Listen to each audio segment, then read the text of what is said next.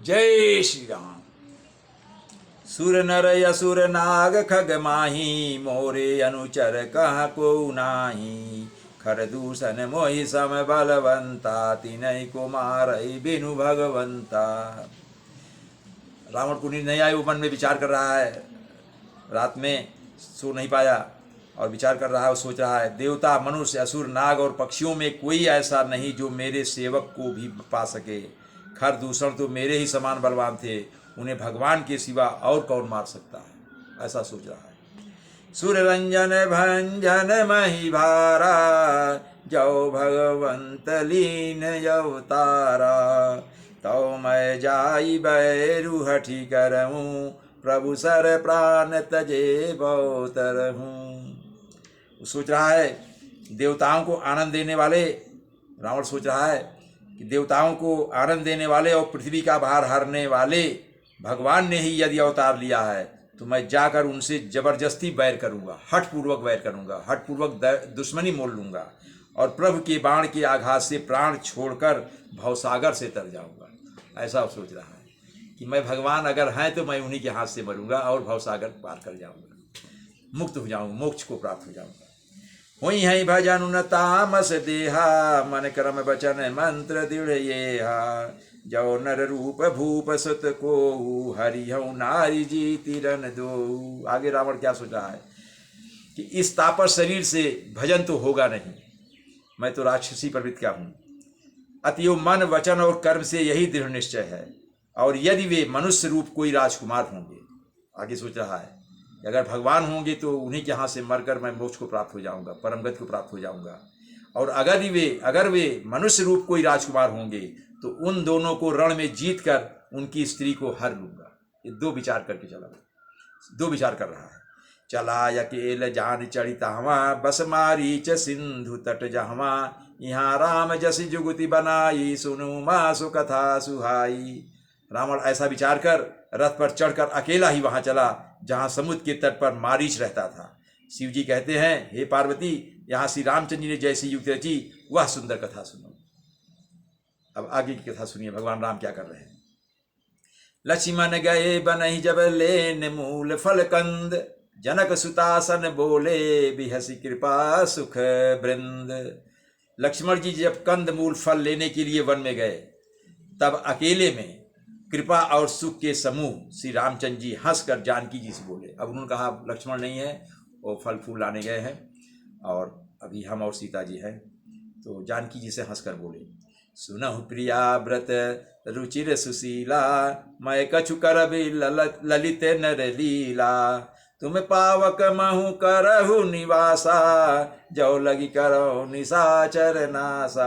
रामचंद्र जी बोल रहे हैं सीता जी से, हे प्रिय, हे सुंदर पातिव्रत धर्म का पालन करने वाली सुशीले, सुनो, मैं अब कुछ मनोहर मनुष्य लीला करूंगा। अब मैं कुछ बहुत सुंदर मनुष्य लीला करूंगा। इसलिए जब तक मैं राक्षसों का नाश करूं तब तक तुम अग्नि में निवास करो।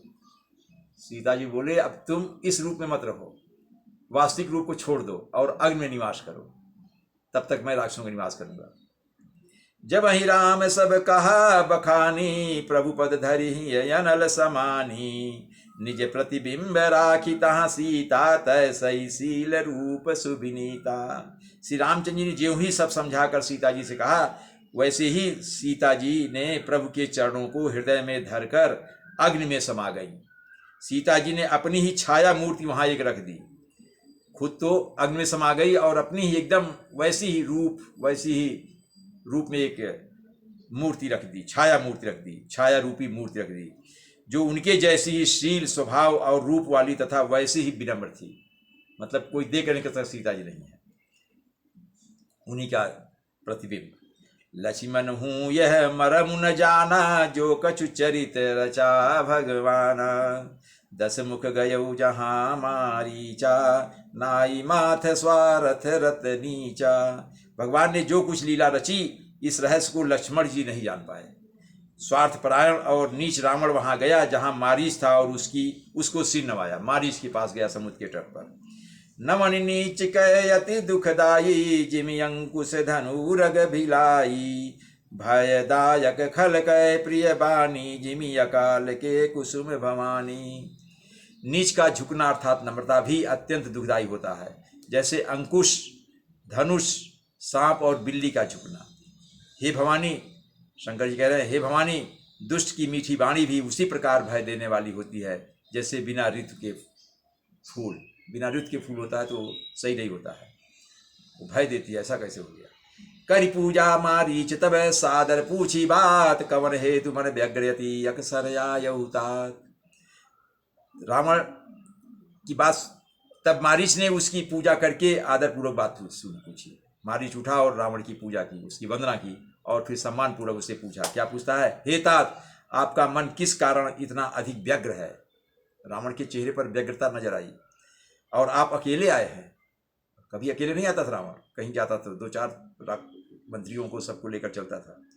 10 मुख सकल कथा ते ही आगे, कही सहित अभिमान अभागे। ओहु कपट मृग तुम छलकारी, जय विधि हरियाणो नृप नारी। भाग्यहीन रावण ने सारी कथा अभिमान सहित उसके सामने कह दी। मारीच से कहा और फिर कहा, तुम छल करने वाले कपट मृग बनो, मतलब कपट करने वाला एक मृग बनो, कपटी मृग बनो, हिरण बनो, जिस उपाय से मैं उस राजवधु को हर लाऊं, सीता को मैं हर लाऊं। ते ही पुनि कहा सुनहु दसीसा, ते नर रूप चराचरीसा, तासो तात बयर नहीं की जय, मारे मरी जी आये जी जय। तब उस मारीच ने कहा, हे दशीष सुनिए, मैं मनुष्य रूप में चराचर, वे मनुष्य के रूप में चराचर के ईश्वर हैं, जिनको बोल रहे हो ना भगवान राम, वे चराचर के ईश्वर हैं, चर और अचर के ईश्वर हैं। हे तात, उनसे बैर मत कीजिए, उन्हीं के मारने से मरना होता है और उन्हीं के जिलाने से जीना होता है। सबका जीवन मरण उन्हीं के अधीन है, उनसे दुश्मनी मत लीजिए। समझा रहा है मारीच।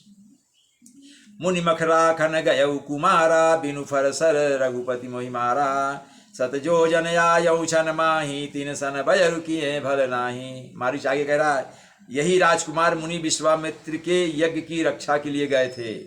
उस समय श्री रघुनाथ जी ने बिना फल का बाण मुझे मारा था। बिना फल का बाण मतलब जिससे मैं मरूंगा नहीं, लेकिन मुझे दूर भेज देंगे, जिससे मैं क्षण भर में 100 योजन आ गिरा। ये योजन में 4 कोस होते हैं, 400 कोस, जिससे क्षण भर में मैं 100 योजन आ गिरा। उनसे बैर करने में भलाई नहीं है, उनकी महिमा मैं जानता हूँ। भाई मम कीट भृंग की नाई, जहता मैं देखूं दो भाई, जो नरतात तदपि अति सूराति, नहीं विरोध न आई पूरा।